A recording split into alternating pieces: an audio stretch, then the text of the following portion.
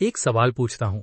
अगर आप अगले 30 साल तक हर महीने सैलरी लेते रहें, बिना एक दिन की छुट्टी लिए, बिना एक पैसा बर्बाद किए, तो क्या आप अमीर बन सकते हैं? ज्यादातर लोग कहेंगे हाँ बिल्कुल। लेकिन नंबर्स देखें तो जवाब आपको हिला देगा। पार्ट 1, वो झूठ जो हम सबको बताया गया। बचपन से एक बात दिमाग में बैठा दी जाती है, पढ़ो, अच्छे नंबर लाओ, अच्छी जॉब पाओ, सैलरी बढ़ती रहेगी, एक दिन सब ठीक हो जाएगा। ये फॉर्मूला सुनने में बहुत सही लगता है, लेकिन इसमें एक बहुत बड़ी प्रॉब्लम है। ये फॉर्मूला आपको कंफर्टेबल तो बना सकता है, लेकिन अमीर नहीं। और कंफर्टेबल और अमीर ये दोनों बहुत अलग चीजें हैं। कंफर्टेबल मतलब हर महीने बिल्स भरे जा रहे हैं, खाना अच्छा है, घर ठीक है। अमीर मतलब पैसा आपके लिए काम करे, आप पैसे के लिए नहीं। और यही वो लाइन है जो 95% सैलरी अर्नर्स कभी क्रॉस नहीं कर पाते। पार्ट 2, एक आम इंसान की कहानी।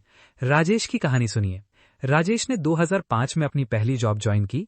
सैलरी थी 18,000 रुपए महीना। वो खुश था। उसने सोचा बस कुछ साल मेहनत करो, सैलरी बढ़ेगी, लाइफ सेट हो जाएगी। साल बीते, सैलरी बढ़ती रही। 2010 में 45,000, 2015 में 85,000, 2020 में 1.2 लाख। सुनने में बढ़िया लग रहा है ना? लेकिन 2020 में जब राजेश ने अपना बैंक अकाउंट खोला तो उसके पास थे सिर्फ 3.5 लाख रुपए। 15 साल की नौकरी, लाखों रुपए कमाए और बचत 3.5 लाख रुपए। ऐसा क्यों हुआ? क्योंकि जैसे जैसे सैलरी बढ़ी उसके एक्सपेंसेस भी बढ़ते गए। नई कार, बड़ा घर, बेहतर फोन, बच्चों की फीस, ईएमआईज। इकोनॉमिस्ट्स इसे कहते हैं लाइफस्टाइल इन्फ्लेशन। जितना कमाओ उतना खर्च, अकाउंट हमेशा खाली। राजेश अकेला नहीं है, ये भारत के करोड़ों मिडिल क्लास फैमिलीज की कहानी है। पार्ट 3, सैलरी की असली प्रॉब्लम क्या है? अब समझते हैं कि सैलरी से अमीर बनना मैथमेटिकली क्यों मुश्किल है। पहली प्रॉब्लम, सैलरी एक एक्टिव इनकम है। एक्टिव इनकम मतलब जब तक आप काम करोगे तब तक पैसा आएगा। जिस दिन काम बंद उस दिन इनकम बंद। आप एक मशीन की तरह हो, मशीन चलती रहे तो आउटपुट आता है, बंद हुई तो सब रुक जाता है। दूसरी प्रॉब्लम, टैक्स। सैलरी पर सबसे ज्यादा टैक्स लगता है। अगर आप साल में 12 लाख रुपए कमाते हैं तो सरकार उसका एक बड़ा हिस्सा ले लेती है, जबकि बिजनेस इनकम और इन्वेस्टमेंट इनकम पर रूल्स अलग हैं।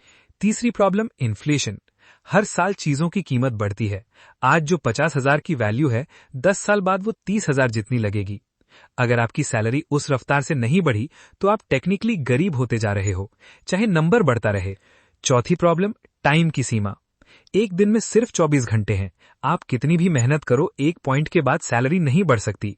आपके आवर्स की एक सीलिंग है। ये चारों मिलकर एक ऐसी दीवार बनाते हैं जिसे सिर्फ सैलरी से तोड़ना बहुत मुश्किल है। पार्ट 4, तो फिर अमीर लोग क्या करते हैं? यहां एक बहुत जरूरी बात समझनी है। अमीर लोग भी सैलरी से शुरू करते हैं। फर्क यह है कि वो सैलरी को एक डेस्टिनेशन नहीं, एक लॉन्चिंग पैड मानते हैं।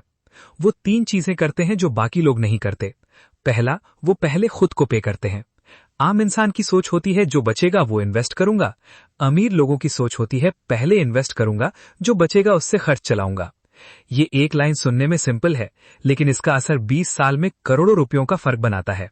दूसरा, वो अपनी सैलरी को काम पर लगाते हैं। सैलरी एक सोल्जर की तरह है।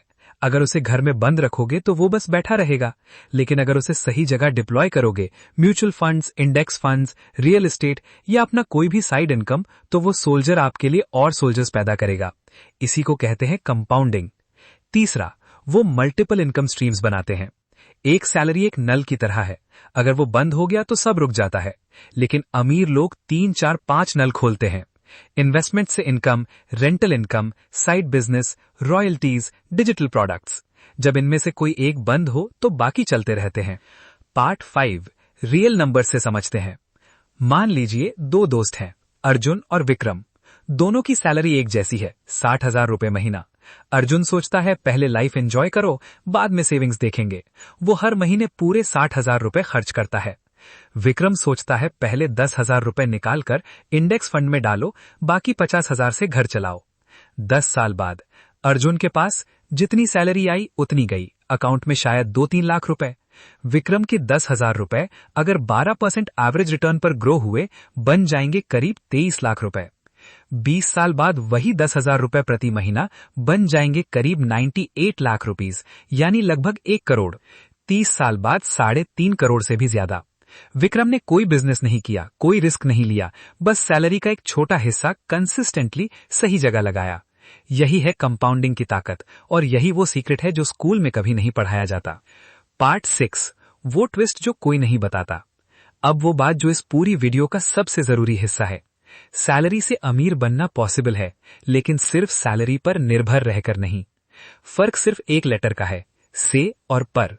सैलरी से अमीर बनो यानी सैलरी को एक टूल की तरह यूज करो।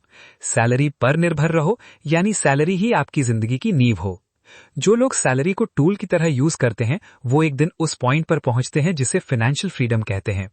फाइनेंशियल फ्रीडम का मतलब ये नहीं कि आपके पास करोड़ों हो। फाइनेंशियल फ्रीडम का मतलब है आपको काम करने की मजबूरी ना हो। आप काम इसलिए करें क्योंकि आप चाहते हैं, इसलिए नहीं कि बिल भरने हैं। और ये फ्रीडम सैलरी नहीं देती, ये फ्रीडम आपके डिसीजंस देते हैं, आपकी हैबिट्स देती हैं।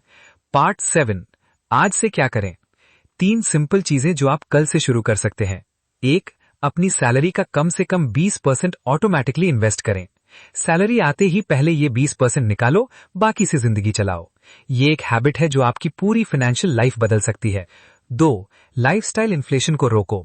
सैलरी बढ़े तो इन्वेस्टमेंट बढ़े, एक्सपेंसेस नहीं। हर इंक्रीमेंट का कम से कम आधा हिस्सा फ्यूचर के लिए रखो।